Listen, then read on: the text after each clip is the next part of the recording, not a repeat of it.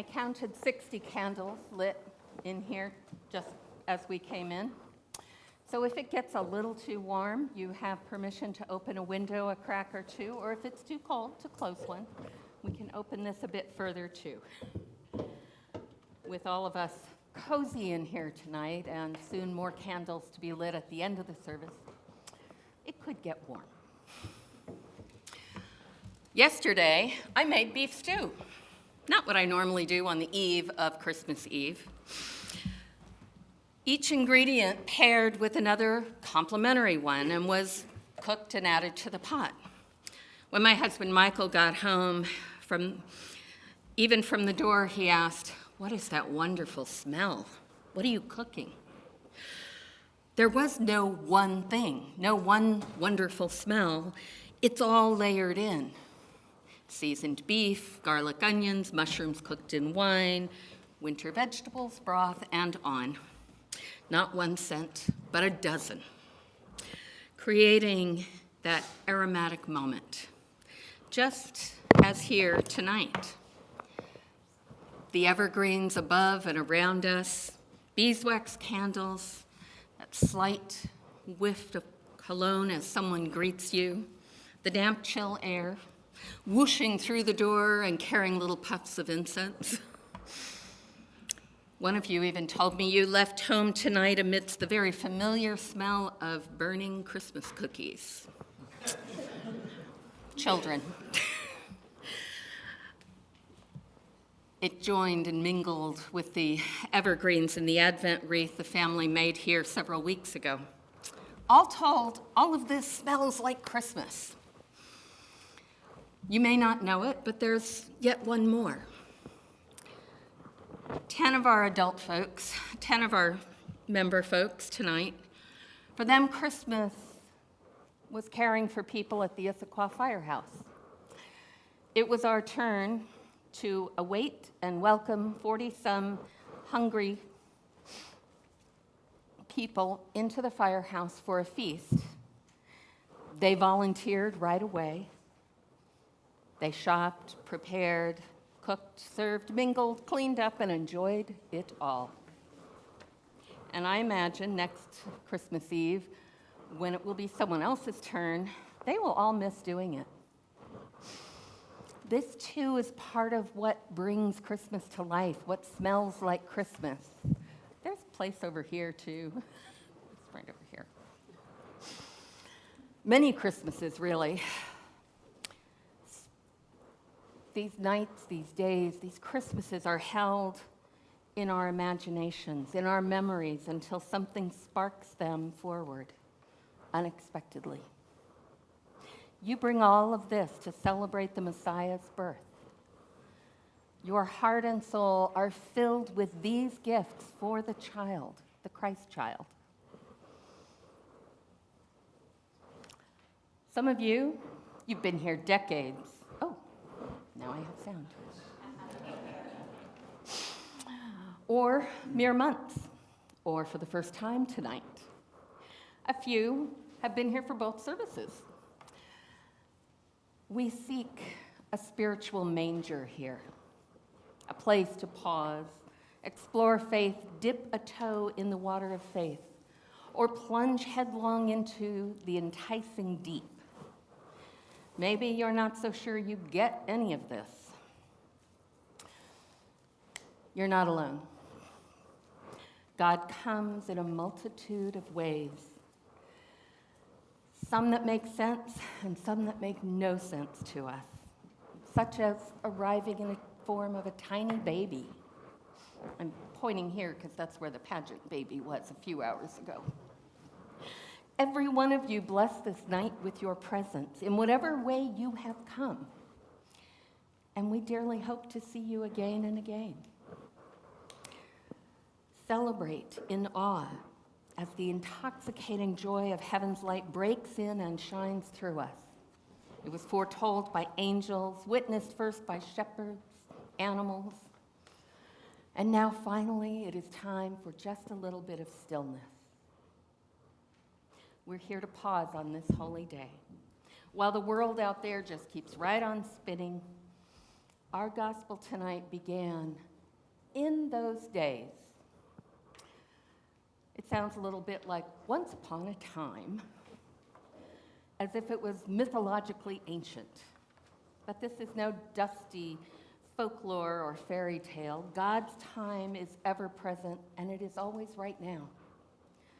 In those days, we mean time shaped by the authorities then, like emperors and kings with their decrees, military might, their taxes to collect, census to tally, power to be concentrated. And now somehow in those days sounds rather like our own day, doesn't it? As the story unfolds, however, there's a clear shift. So subtle we almost miss the complete upending of time. We've become the shepherds. We're now transported from in those days to this day, right here, right now. That angel brought good news of great joy for all people. To you is born this day in the city of David a Savior who is the Messiah, the Lord. In this day, God gazes upon your heart, the center of your inmost being. If you made it here tonight, I'll bet it wasn't to be able to keep working from your device in the pews. I bet it wasn't to keep shopping or cooking, cleaning, earning, achieving. You've come into a time of stillness and grace, and you're invited to rest in God's presence. Let God love you. The true you, the deep down you where perhaps we don't always look very closely with the buzz of daily life. Maybe you were afraid there wouldn't be much in there if you looked real hard. Or that you were just not spiritual enough or special enough for Christ to come to you. And yet, he does. And remember that the first to hear were those of the least power, shepherd families. They lived out there, the whole family. Even when the angel's arrival filled them with fear and doubt, the angel said, "Do not be afraid." So if you were a shepherd, think of what you might fear. Various authorities, warring nations, emperors, kings, tax collectors, those who govern from greed, shallow values, or ignorance, or wolves. So what better first words to hear spoken? Do not be afraid, for I am bringing you good news of great joy to all people. Deep, lasting good news that cannot be stolen or seized. It cannot be silenced by subversion or extinguished by death. It is eternal. Feel that shift from back in those days to right now, right here in your hearts.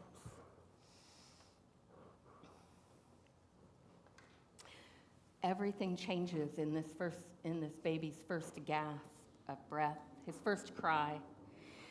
And those parents are suddenly in the awe of this day or that night, the birth of Jesus, who just entered the world through a most regular couple in a very ordinary barn, so that God could love us face to face. It's no secret that we live in a culture driven by obsession for shiny surface appeal. It's as if our devices and culture actively discourage us from remembering that we have other depths to plumb, that we enjoy taking up activities that are meaningful but that money can't buy, giving and caring are joys that privilege cannot claim. How many pop-up ads have you clicked on or clicked away in the last month? I bet thousands. And were any of them of really great value? Okay, except St. Michael's ones. Are we all spread too thin? Are we at risk of being filled with the hollow baubles of superficiality, leaving too little room in our faithful manger selves? A 4th century Coptic monk named Saint Macarius of Egypt wrote, "The heart is itself a small vessel, yet dragons are there. And there are also lions, there are venomous beasts, and all the treasures of wickedness. There also rough and uneven ways and chasms, but there too is God. There the angels. There life and the kingdom. There light and apostles. There the heavenly sights and there treasures of grace. All things are there in that small vessel of your heart." And although we small vessels clearly carry some unfortunate stowaways, our hearts are designed to be a home for the light and presence of God. We need to be this. Our new presiding bishop, Sean Rowe, his first Christmas as presiding bishop, said it especially is happening this year. For our hurting and divided world, he writes, is desperate for the incarnation. We live, as have many generations before us, in a time of fear, division, instability. The enemy has turned us against one another, sometimes in our own families and communities. The land of Jesus' birth is torn apart by violence and tremendous suffering. And across the globe, we have hardened our hearts against the strangers among us. All too often, we hear voices that claim the mantle of Christianity, calling most loudly for exclusion, conquest. As Episcopalians, as Christians, we must resist the urge to retreat from this broken world. Instead, we have been called to model our life together on a different vision of God's kingdom. We have bound ourselves together in a global community, following the risen Christ together despite our differences. We know that death, suffering, enmity are not the last word, and we proclaim it every time we gather at God's table. We can commit to creating a world that is more just and more loving, in which the grace and truth that came down to us at Christmas is kindled within us all year long. We're filled with memories, experiences, yes, some of which carve pain into us, and some of which bring joy, reflect love. Draw on those, lean into them, because this is a time for hope. Each encounter made with grace and truth, a little more dead weight drops away. We are freed from the shallows, the empty promises, and with more ground for what we really love dearly, for how we may bear Christ to the world around us. Wait for it. Wait for it. We have waited through weeks of Advent, opening little tiny calendar windows, decorating this sanctuary 3 times, and waiting to celebrate the birth of Jesus. Our sanctuary has become a waiting room where we each tarry and pace a little differently for God's inbreaking to our hearts. Maybe it's in a reading, a carol, a bell tolling, the bread breaking, a solo that brings tears. For children, it's usually that one special gift they want. For another, it's a returning loved one, child, sibling, grandparent. For those sharing food with the folks at the firehouse tonight, it was welcoming hungry people for a feast. And I imagine next Christmas Eve, they might miss doing it. This is our Bethlehem, changed from a waiting room to a delivery room, now a sanctuary both online and in person, welcoming soul-hungry people, known and unknown. Into this Bethlehem we carry our memories, hopes, dreams, our gifts, and our sorrows. The story that began in those days is no mere folk tale. It comes to life year after year. God comes to us amidst all of it. sharing in our joy and present in our pain. Yes, there is much which is beyond our fix or control. No matter how hard we want to, what we have is the present and God with us. God inexplicably choosing to work through us to bring the peace of God into the world, absurdly through angels and shepherds, carpenters.